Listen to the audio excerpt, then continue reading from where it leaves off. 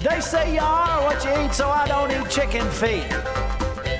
But I love me some of Grandma's pickled beets. Well, cut it up, put it in the pan, throw it over your shoulder and see where it lands right here in Farmer's Kitchen. Maters, taters, beans and corn, the cows in the barn and the sheep's been shorn, kids in the barnyard chasing Grandpa's chicken. Chicken. Spices, slices, cuts and dices, gonna slash your grocery prices right here in Farmer's Kitchen. Help you grow your garden good with recipes to suit your mood. Try some grub you've never tried before. Smash it with a wooden mallet, gonna educate your palate. Right here in Farmer's Kitchen, in Tim Farmer's Country Kitchen. We're gonna cook something good now. Hello and welcome to the Farmer's Kitchen. We're the farmers. This is our kitchen. We're experimenting tonight. This is not an experiment. We've already done this one. When we went to the fair, we talked to so many people and we got so many old-fashioned recipes. First of all, we met Sandy Slater. Sweet the lady. Sweetest lady I think we've ever met. I want to adopt Sandy as my aunt. I like that idea. You want her as your aunt? She greeted us every day. She was so sweet. She actually worked at the fair. And she gave us this recipe that her mother used to make. And it reminds me of your apple cake. It's almost indescribable. It's an old-fashioned recipe, and it takes a while to make, but it's worth it. And I'm keeping my eye on my pork chops. I am working on the perfect pork chop. I want the crispy, perfect pork chop. I don't want to sit and get the stove all dirty and mess around with oil. I want to do it in the oven, and I want that moisture to be in there and maintain. I want to cook for about 25 minutes, and I'm working on it right now. Let's see where we're at, and then I'll give you the recipe in a little while. I'm going to pull this real quick. Okay, 2 different breadings. Let's see where we're at temperature-wise. Pork, now they have lowered that over the last couple of years. It needs to be a minimum of 150, and I think we're going to make it here. But I'm gonna do this in the oven. When I pick that up, I want the juice, I want the crunch. I like that. So I'll tell you the recipe shortly. But first, what we have to do is get this cake started, because it's an hour-and-a-half process. Right. Let's put this back in the oven, and then we'll talk about that. 2 different things going on here. You can tell they're a little bit different. So let's pop those back in the oven, and then our beautiful, wonderful Sandy's sour cream cake.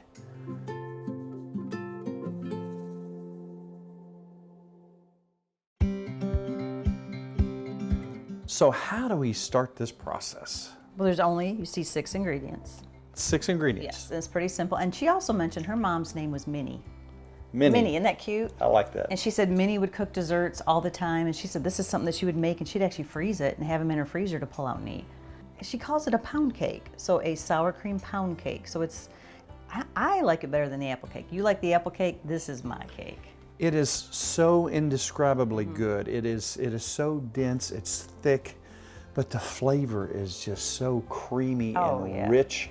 You don't need icing. Just some powdered sugar. Just some powdered sugar. It's amazing. We were on the boat not too long ago fishing, and we had our little grandson with us, and we were just cramming it in our mouth.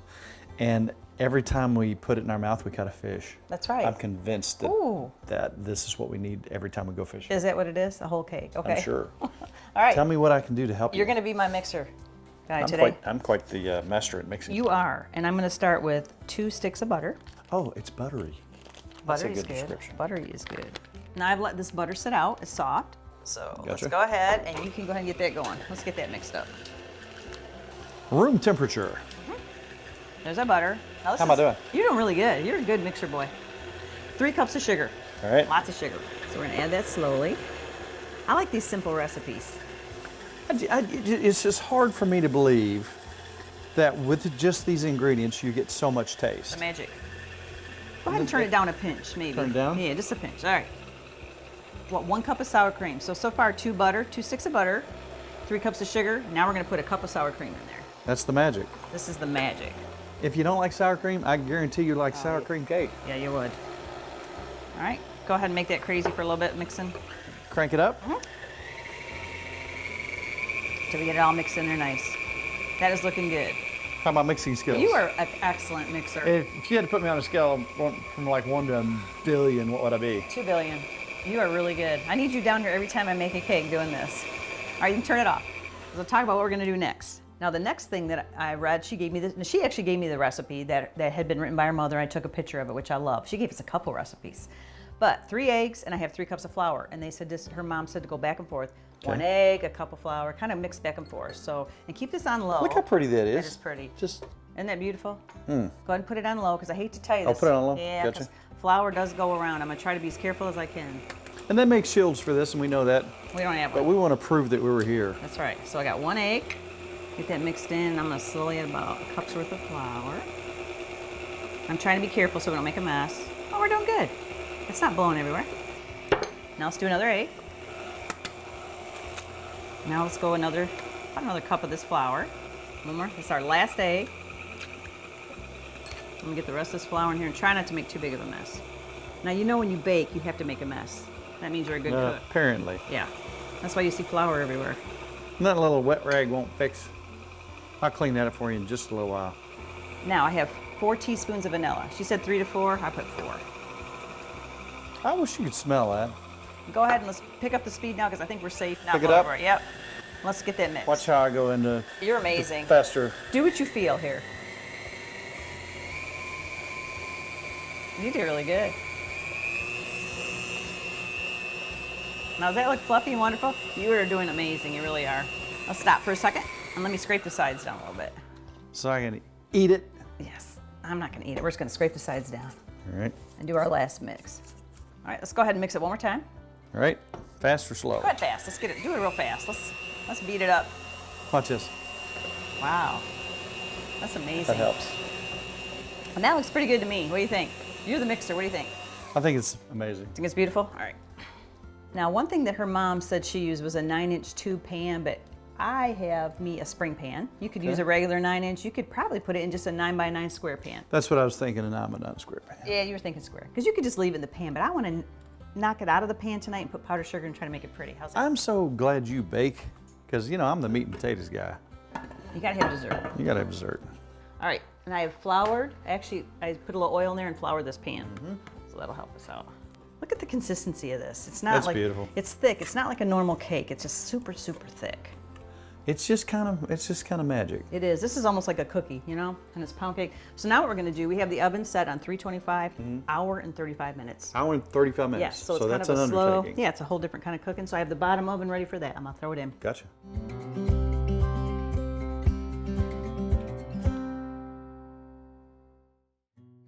Now, one thing that we have fun with in our kitchen is, you know, we have our old standards that sometimes we even forget, like, have we done that on the show yet? And we think, well, is it too simple? And we think, we need to do that. And some of the things that we think are too simple turn out to be some of our favorite segments that people really like. Right.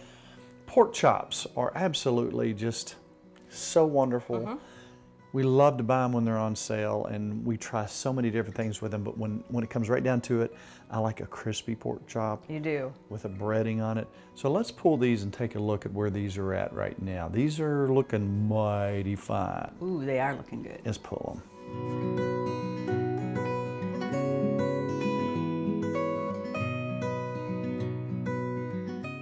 These are two separate things, and we'll tell you what they are in just a minute.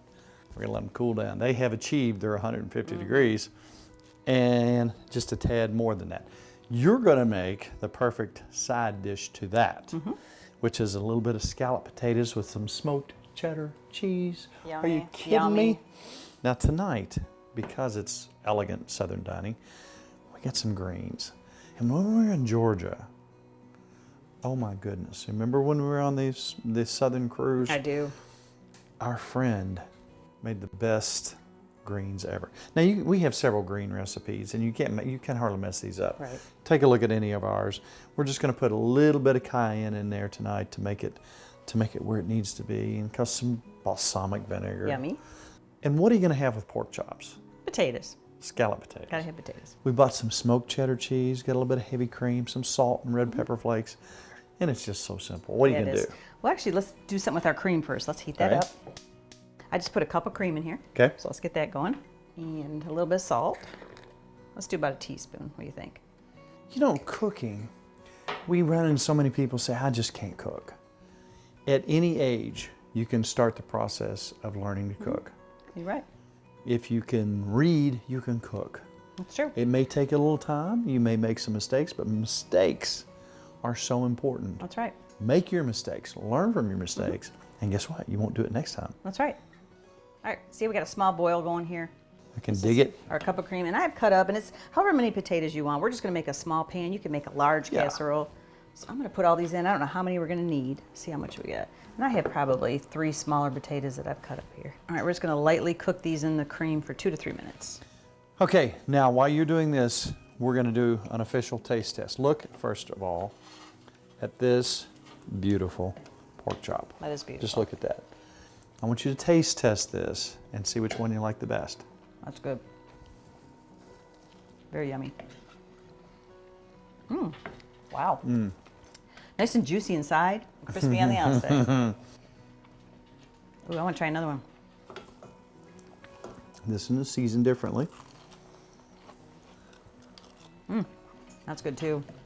I like them both. That's tough. They're both good. Oh, I'll eat both. well, see what I was gonna do, I was gonna pick the winner and then make that.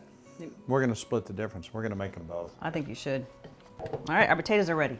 Okay, let's get our potatoes going.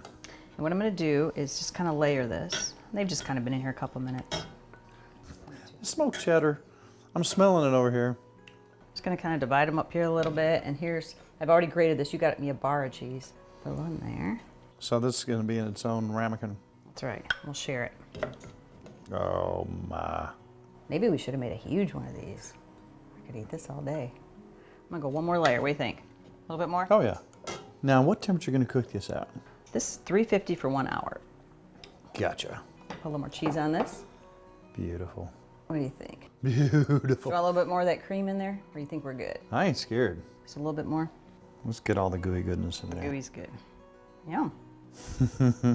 Yum, Papa. That'll be yum, Papa. Yes, I will. Let's revisit why we say that. You put carrots in the sauce. Yes.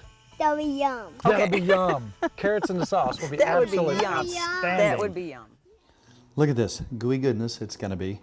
Yummy. We got some greens. We got pork chops. We got some cornbread somewhere, and we got Sandy's sour cream cake. Yummy. So this pops in the oven, 350, right? For an hour. Yum. You ready? I'm ready. All right.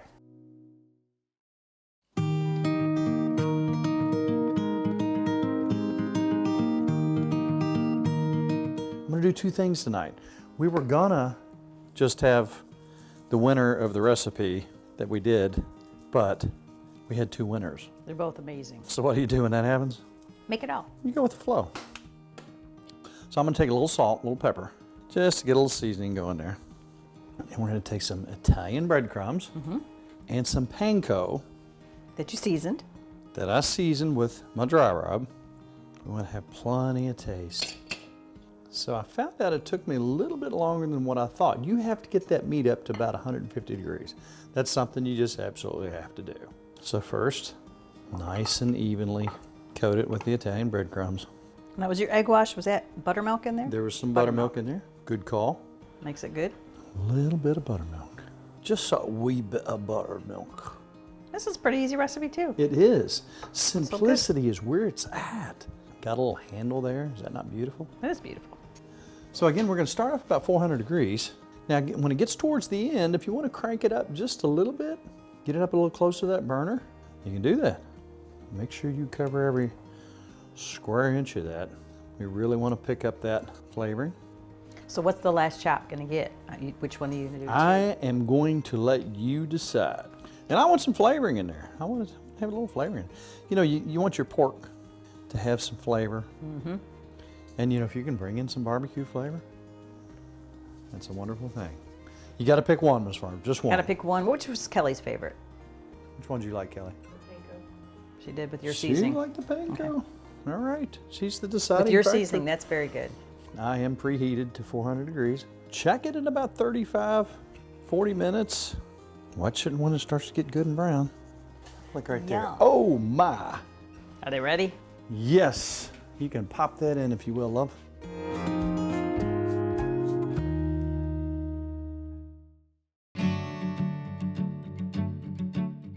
Years and years ago, the turn of the last century, around 1900, whole families survived because of this particular tree and this particular chestnut right here. There are tales of bear that were 500 pounds. Turkeys filled their gullets up with this thing. Farmers would let their hogs out. The hogs would get so fat due to the protein Chestnuts, in these wow. things. Do you remember the song, the Christmas song? Is it time to decorate? Chestnuts? No, not quite yet. Chestnuts roasting on an open fire Yes. was supposedly a nostalgic song about this. In the early 1900s, there was an Asian blight that came in. They ruined those trees. I have often wondered what's going on right now in Kentucky and around the United States with the American chestnut restoration.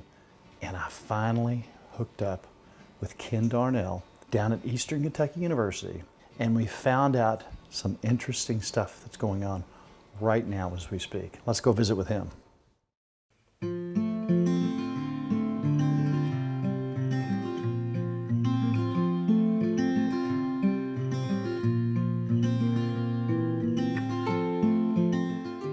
We're with Ken Darnell. We're talking about how the American chestnut was everywhere at one point, and very important to Americans that were here during that period of time and those who came before.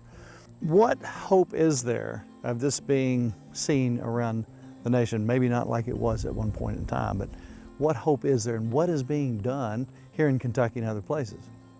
So the hope for the tree to come back is higher than ever because the American Chestnut Foundation is leading the charge, coordinating with scientists, universities, U.S. Forest Service, quite a few other partners to do various studies, various research to the different parts of restoring a tree. The Chestnut Foundation has been breeding trees for the past 39 years. So they kind of started out in general with the thought process to breed the American chestnut with the Chinese chestnut. The Chinese chestnut has natural tolerance, is the right word, to the blight. It gets it, but then the Chinese trees has mechanisms to scar over the blight and continue to live. The American chestnut just does not have that same ability.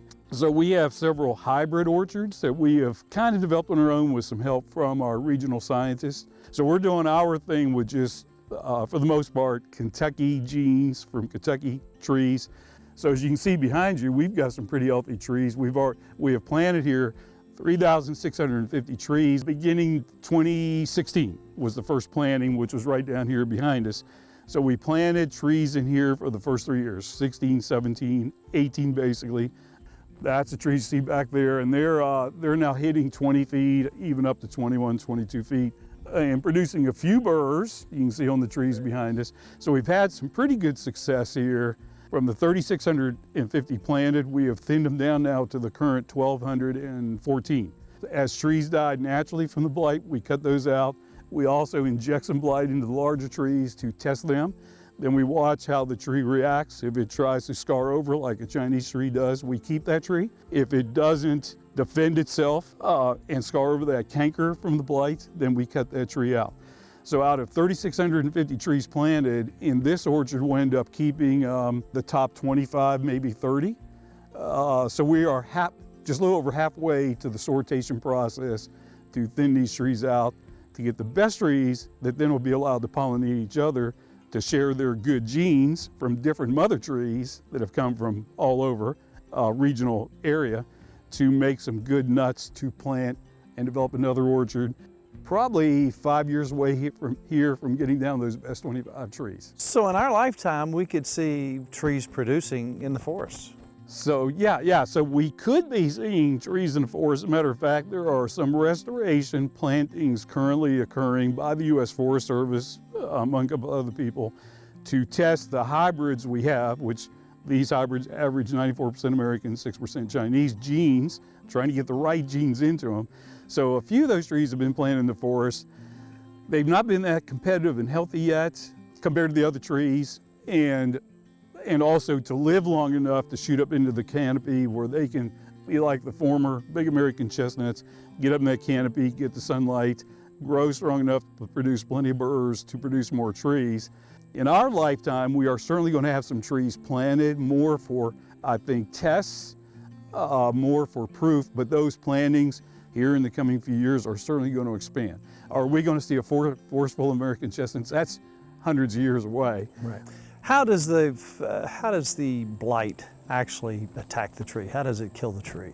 The blight that came here came from Asia, came into New York where it was first discovered, New York Botanical Gardens. When they saw that disease on their chestnuts, they knew something bad was wrong and it was spreading quickly. Bottom line was they found out from there it was an airborne fungus. The filaments travel in the air, which means it moves quickly. Birds carry it, the wind carries it. So it only took 40 or 50 years to travel the whole range to kill most of the trees. A few scattered trees kind of hid from the blight for a short time. But the blight basically is in pretty much everywhere, so the trees can't hide forever. Airborne blight kills the cambial layer, gets into the bark, starts eating the cambial layer, which kills the branches and then kills the main stem, kills the top of the tree. Remaining trees that are not, we can't say they're unaffected, but have managed to pull through, where are those at, some of the larger trees? I think the American Chestnut Foundation has documented something like 26 large LSA trees, they're called, large surviving American trees, scattered, I know, from Kentucky to Maine and quite a few states in between. They have survived the blight and they have cankers and scars to prove it. Some mechanism, maybe something different in each tree. Our scientists are studying that. What is it? They are breeding those trees a lot, trying to get their genes into our population. They must have something good. Now, there are bigger trees like out west where people carried them and planted outside the blight range. They're full Americans, but they're not the Appalachian surviving trees. So around 26 of those. Well, thank you so much for giving us hope. We appreciate the visit today. You're welcome. Thank you for coming out here.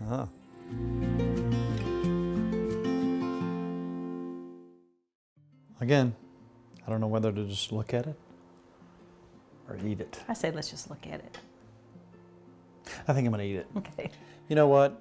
I always strive for the perfect chicken, the perfect pork chop. That's getting pretty close right there. The scalloped potatoes, just beautiful. They're the greens, Pretty plate. you want the first bite? Can I just pick it up and eat it? You can pick it up and eat it. Okay. It's got a handle on it for a reason. Oh, that's beautiful. Look at that. Oh, just look at that. Wow. The crunch, the tenderness, Oh, wow. the juiciness. It's so juicy inside, but so nice and crunchy. That's the perfect pork chop. You did good. That's one of the best pork chops I've ever had. I'm serious. That's delicious. Now that's the panko and the dry rub. That's so good. That's not to diminish Oh, that's good. the Italian breadcrumbs, but I think the dry rub, because when I eat a pork chop, I do want some barbecue flavor in Yeah, there. that's got the perfect. Go ahead. I know you want some of those potatoes. I do want potatoes. I think I want them too. We can simultaneously eat at the same time. You beat me. Mmm. Oh, wow. That cheese made it great. Yum. Greens When are- you got some smoked cheese going on, That's good. Greens are always delicious. can I just take this whole backside? You can. I'll take the. Now look how thick, look how dense that is. This being a pound cake sort of thing. The edge, it almost caramelizes on the top of it, doesn't it? It's chewy, thick, yummy. It's hard to describe it. It's just, you gotta try it. So Mrs. Farmer, I don't mean to tell you this, I don't mean to alarm you, Okay. but our half hour's up. So if you're walking down the road, Like I always thumbing do. a ride, That's right. and somebody says, Mrs. Farmer, I recognize you from the show. Why are you thumbing Where are you around? going? Ypsilanti? That's right. And you say, I've got to ask you a question, Mrs. Farmer. Where do you go to find those recipes? I would tell them timfarmerscountrykitchen.com. I would. I've been there. I know you have. There are 250 billion recipes there. Wow, that's a lot. You can look them all up and you're free to use them. Also, we have a Facebook page that's growing rapidly. If you'd like to join us there, is it difficult? It is very difficult. What do you have to do? You hit like. Wow. Yes. That's a whole lot of steps. Sadly, again, our half hour is up. So we have to tell you that it's all about Good times good friends. and super good eats. So be watching for our brand new Tim Farmer's Country Kitchen. See you next week. We're going to dig into this pork chop. Look at that. Look at that. Meaty, wonderful, crispy goodness.